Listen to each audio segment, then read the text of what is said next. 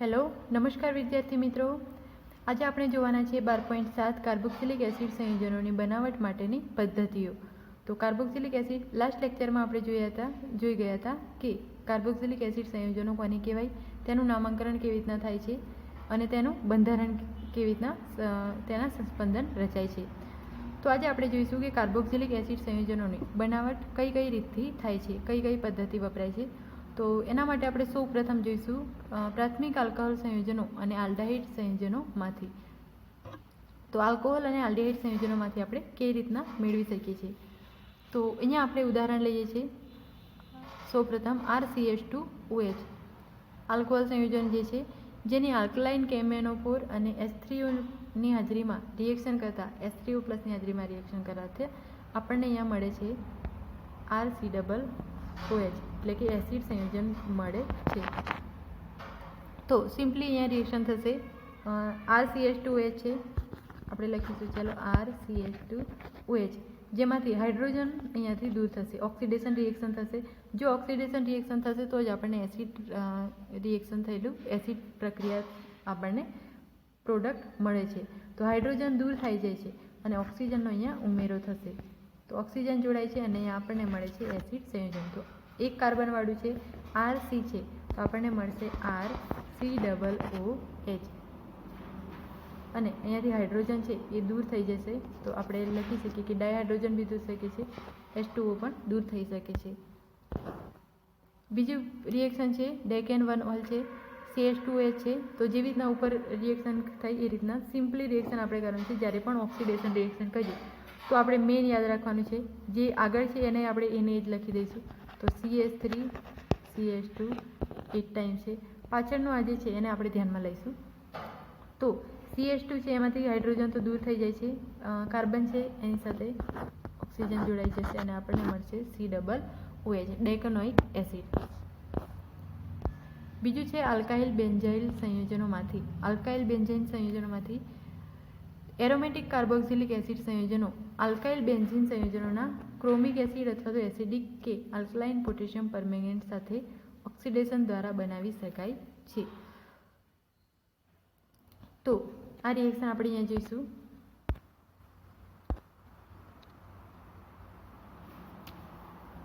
ચલો, આપણી પાસે છે ટોલ્વિન. આપણે અહીંયા હાઇડ્રોકાર્બન સંયોજનો લેવાના છે, તો આપણે ટોલ્વિનની રિએક્શન કરીશું. સૌપ્રથમ ટોલ્વિનનું આપણે બંધારણ જોઈશું CH3. ટોલ્વિનની રિએક્શન આપણે કરવાની છે KMnO4. KMnO4 શા માટે? કેમ કે KMnO4 છે એ ઓક્સિડેશન ક્રિયા કરવામાં મદદરૂપ છે. KMnO4 અને બીજો આપણે લઈએ છીએ KOH.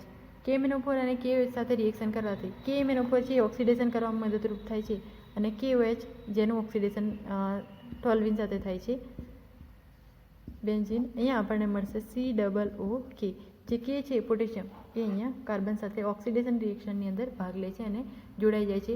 હવે આપણે એસિડ સંયોજન મેળવવાનું છે અને આપણને અહીંયા મળે છે COOK. પોટેશિયમ ક્ષાર મળે છે, પોટેશિયમ એસિડ ક્ષાર. ફરી પાછી એને આપણે રિએક્શન કરીશું.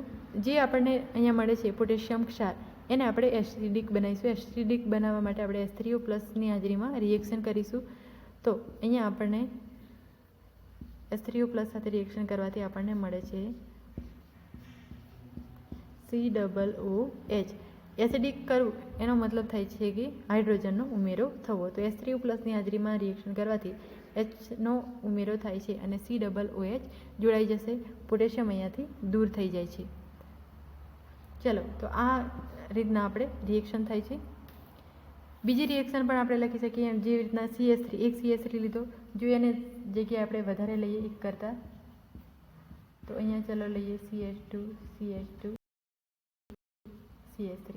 તો જ્યારે બી રિએક્શન કરીશું તો સેમ ઉપરના જે આપણે પ્રક્રિયા લીધા એ રીત આવશે KMnO4 અને KOH. રિએક્શન કરીશું CH2 CH3 અહીંયાથી દૂર થઈ જાય છે અને હાઇડ્રોજન બી અહીંયાથી આ દૂર થઈ જશે. તો રિએક્શન આપણને થયેલી જોવા મળશે COOK. ફરી પાછી આપણે H3O+ની હાજરીમાં પ્રક્રિયા કરીશું અને ઉપર મુજબ આપણને પ્રક્રિયા થયેલી જોવા મળશે COOH. તો H3+ જે શું કરે છે, એસિડિક બનાવે છે. બીજી આપણે પ્રક્રિયા લઈએ નાઇટ્રાઇલ અને એમાઇડ સંયોજનોમાંથી. નાઇટ્રાઇલ સંયોજનો એટલે કે CN અને એમાઇડ સંયોજનો એટલે કે જેની પાછળ NH2 જોડાયેલો હોય તે સંયોજનો. તો CN સમૂહવાળા અને NH2 વાળા. તો એના માટે આપણે એક ઉદાહરણ લઈએ. ચલો RCNનું સૌપ્રથમ લઈશું. RCN સાયનાઇડ સંયોજનો. અહીંયા આપણે જે રિએક્શન કરીશું H+ અને OH- ની હાજરીમાં રિએક્શન કરીશું. બેઝ અને એસિડની હાજરીમાં અને H2O સાથે જળ વિભાજન પણ કરીશું. તો H+ OH- બેઝ અને બીજું આપણે લઈએ છીએ H2 જળ વિભાજન પણ કરવાનું છે. સૌપ્રથમ મળશે આપણી પાસે કાર્બન છે, તો સૌપ્રથમ CN છે, તો નાઇટ્રોજનને તો આપણે દૂર કરીશું, પરંતુ સૌપ્રથમ તો આપણે કાર્બોનિલ સમૂહ બનાવવો પડશે. તો R C=O અને બીજું આપણને મળશે અહીંયા NH2. નાઇટ્રોજન સાથે અહીંયા શું થાય છે, નાઇટ્રોજન સાથે રિડક્શન પ્રક્રિયા થાય છે અને કાર્બન સાથે ઓક્સિડેશન પ્રક્રિયા થઈને ઓક્સિજન જોડાય છે. તો અહીંયા બે પ્રક્રિયા થાય છે, તેથી આપણે H+ અને OH- બંનેની હાજરી લઈએ છીએ. ફરી એની આપણે પ્રક્રિયા કરીશું આગળ. તો આને આપણે હવે ગરમ કરવાનું છે. કોની હાજરીમાં? H+ અને OH- હાજરીમાં. તો RCOOH જે ગરમ કરતાં આપણને મળે છે એસિડ અને એમોનિયા. NH2 છે, NH2માંથી આપણને મળશે NH3. એમોનિયા મળે છે. એમોનિયા છે એ અહીંયા દૂર થઈ જશે. બીજી આપણે રિએક્શન લઈશું. એ જ રીતના આપણે સેમ રિએક્શન લઈએ છીએ NH2 માટે. ચલો CH3CONH2. CH3CONH2 ની આપણે રિએક્શન કરીએ છીએ H3O+ ની હાજરીમાં. ગરમી બી આપીએ છીએ. તો સિમ્પલ રિએક્શન થશે. NH2 છે એ એની સાથે એક હાઇડ્રોજન લઈને એમોનિયામાં મેળવાઈ જાય છે અને CH3COOH જેનું ઓક્સિડેશન થાય છે. CH3CO છે, OH જોડાઈ જાય છે, પ્લસ NH2 છે એ અહીંયાથી દૂર થઈ જાય છે એક હાઇડ્રોજનને લઈને. તો અહીંયા આપણને એમોનિયા મળે છે. તો આ રીતના બંને રિએક્શન થશે CH3CONH2. બીજું આપણે એક બેન્ઝીનવાળી લઈએ CONH2.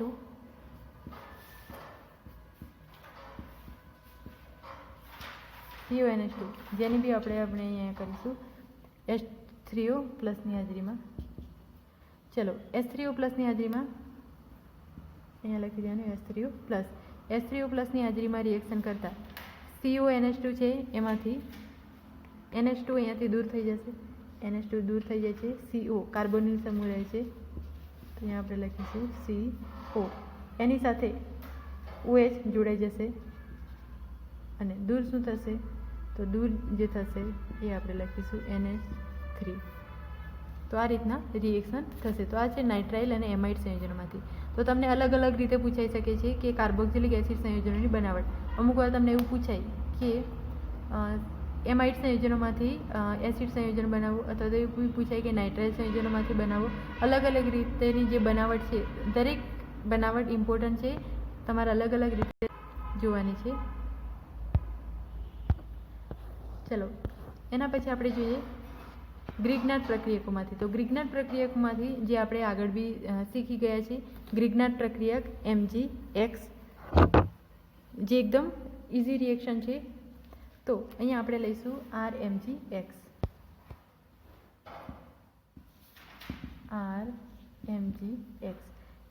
RMgX જે ગ્રિગ્નાર્ડ રિએજન્ટ છે, જેની રિએક્શન આપણે કરીએ છીએ C=O.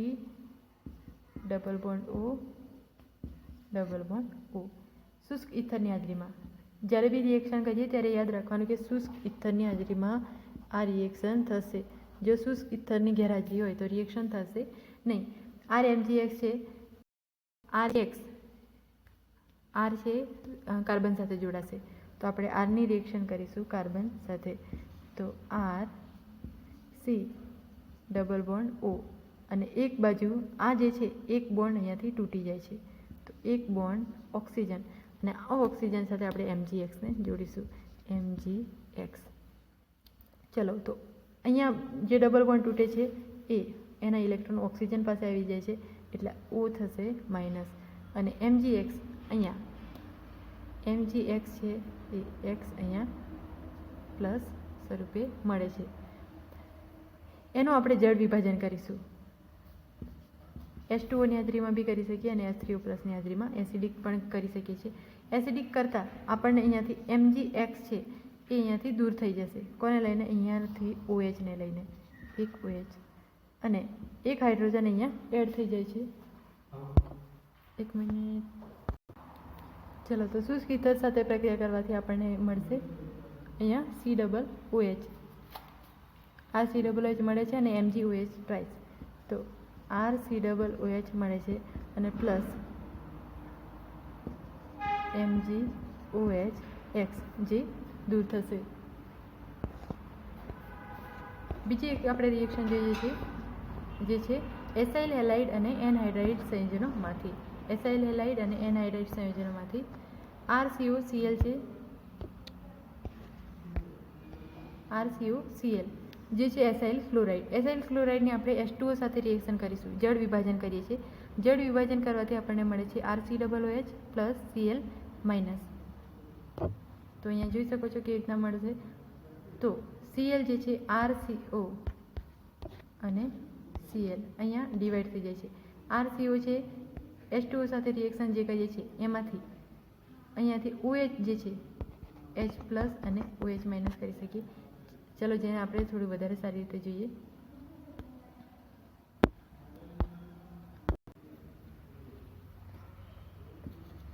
ચલો RCOClની છે. સૌ પ્રથમ આપણે એની પ્રક્રિયા કરીએ છીએ H2Oની હાજરીમાં. H2Oની હાજરીમાં પ્રક્રિયા કરીએ H પ્લસ OH માઇનસ. આનું થશે RCO અને Cl માઇનસ. ચલો રિએક્શન કરતાં આપણને મળશે RCO છે એને આપણે લખીએ RCO અને OH છે અહીંયા જોડે જશે તો OH. RCOOH મળે છે પ્લસ બાકી શું રહ્યું? H પ્લસ અને Cl માઇનસ. ચલો HCl તરીકે આપણે એને દૂર પણ કરી શકીએ છીએ, અથવા તો આપણે એને Cl માઇનસ તરીકે પણ દૂર કરી શકીએ. અલગ અલગ રીતે આપણે કરી શકીએ છીએ. બીજી રિએક્શન આપણે કરીએ એની OH માઇનસ સાથે, OH માઇનસ અને H2O સાથે. તો RCOClની OH માઇનસ અને H2O સાથે રિએક્શન કરતાં આપણને મળે છે એસિડ સંયોજન. અને જો આપણે બેઝની હાજરીમાં પ્રક્રિયા કરીશું, બેઝ અને જળ વિભાજન, બેઝની હાજરી અને જળ વિભાજન જો કરીશું તો આપણને અહીંયા મળે છે RCOO માઇનસ, એટલે કે કાર્બોક્સિલેટ આયન, અને બીજું આપણને મળે છે Cl માઇનસ. તો કાર્બોક્સિલેટ અને Cl માઇનસ આયન મળે છે, જેની આપણે H3O પ્લસ સાથે રિએક્શન કરતાં, આની રિએક્શન હું કરીશ H3O પ્લસ સાથે એસિડિક, તો આપણને મળશે RCOOH મળે છે. તો કાર્બોક્સિલેટ આયન મધ્યસ્થ તરીકે મળે છે અને RCOOH જેની H3O પ્લસ સાથે રિએક્શન કરતાં મળે છે. તો જે લાસ્ટ રિએક્શન છે એસિલ હેલાઇડ અને એનહાઇડ્રાઇડ સંયોજનોમાંથી. તો બે પ્રક્રિયા છે. એસાઇલ ક્લોરાઇડ છે, આ જે છે એનું નામ છે એસાઇલ ક્લોરાઇડ. એસાઇલ ક્લોરાઇડની જળ વિભાજન કરવાથી આપણને આ પ્રક્રિયાને સિમ્પલ રીતે એસિડ સંયોજન આપણને મળી જાય છે. પરંતુ જો આપણે બેઝની પણ હાજરી લઈશું અને પછી જળ વિભાજન કરીશું તો આપણને સૌપ્રથમ કાર્બોક્સિલેટ આયન મળે છે અને એની H3O પ્લસ સાથે રિએક્શન કરવાથી આપણને એસિડ સંયોજન બને છે. લાસ્ટ આપણે જોઈએ છીએ એસિડ એસ્ટર સંયોજનોમાંથી. એના પહેલાં આપણે એક બીજી રિએક્શન છે C6H5 COO CuCH3. C6H5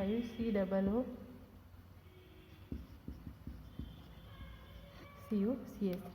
ચલો આની આપણે રિએક્શન કરીશું H2 જળ વિભાજન. હવે જળ વિભાજન કરતાં પાણી સાથેની રિએક્શન કરતાં આપણને અહીંયાથી બે અલગ અલગ ભાગ મળશે, COCH3 અને બીજું મળે છે C6H5 COO. તો COCH3, તો સૌ પ્રથમ આપણે લખીએ જે પહેલાં છે એને C6H5 COOH અને બીજું આપણને મળશે COCH3 છે તો CH3 COOH. બે એસિડ સંયોજન મળે છે, એ છે જે 6 કાર્બનવાળું અને બીજું છે 1 કાર્બનવાળું 2 કાર્બનવાળું. તો આ રીતના આપણને એક છે એસિટિક એસિડ મળે છે અને બીજું મળે છે આપણને બેન્ઝોઇક એસિડ. તો આ છે બેન્ઝોઇક એસિડ, જેને આપણે આ રીતના પણ લખી શકીએ છીએ, COOH આ રીતના પણ દર્શાવી શકીએ છીએ. તો આ રીતના આપણને રિએક્શન થયેલી જોવા મળે છે. લાસ્ટમાં આપણે જોઈશું એસ્ટર સંયોજનોમાંથી. એસ્ટર સંયોજનોમાં આપણે લઈએ બેન્ઝીન COOC2H5. એસ્ટરની અંદર યાદ રાખવાનું C2H5 છે એ દૂર થઈ જશે. C2H5 એક ઓક્સિજન લઈને દૂર થઈ જાય છે અને બીજો એક હાઇડ્રોજન મેળવીને C2H5OH આલ્કોહોલ સંયોજનોમાં રૂપાંતરિત થઈ જાય છે. એ છે એસ્ટર સંયોજનોની અંદર બનાવટ થાય છે. તો આપણે સિમ્પલ જોઈ લઈએ CO. તો અહીંયા મળશે આપણને COOH. ઓક્સિડેશન આપણે કરીશું અહીંયા H3O+ ની હાજરીમાં, COOH અને બીજું આપણને મળશે C2H5. આ જે છે C2H5, તો C2H5OH આ રીતના દૂર થયેલી જોવા મળે છે. બીજી બી આપણે કોઈ બી પ્રક્રિયા લઈશું એની અંદર સેમ થશે. જેમ કે વધારે કાર્બનવાળી લીધી CH3 CH2 COO C2H5, તો પણ એ જ પ્રક્રિયા મળશે. C2H5 અહીંયાથી દૂર થશે તો CH3 CH2 COOH plus C2H5OH. તો એસ્ટરની હાજરી, એસ્ટર જ્યારે પણ હશે, એસ્ટર સંયોજનોની પ્રક્રિયા કરીશું તો C2H5 મીન્સ જે જોડાયેલો છે એ દૂર થઈ જાય છે અને આપણને એસિડ સંયોજનો આ રીતના પ્રાપ્ત થાય છે. તો આ હતી આપણે કાર્બોક્સિલિક એસિડ સંયોજનોની બનાવટ. એના પછી કોયડો 12.5 છે, જે તમારે જોઈ લેવાની છે. દરેક રિએક્શન છે તમારે ધ્યાનપૂર્વક કરવાની છે. એના પછી લખાણ સંબંધિત પ્રશ્નો છે, જે પણ તમારે જોઈ લેવાના છે. એના સિવાયના પણ તમારે ઉદાહરણ લઈને આ થિયરી તમારે સાબિત કરવાની છે. એના પછી છે ભૌતિક ગુણધર્મો, જે તમારે એકવાર વાંચી લેવાના છે. તો અહીંયા આપણે આજનો લેક્ચર પૂરો કરીએ છીએ. All of you thanks.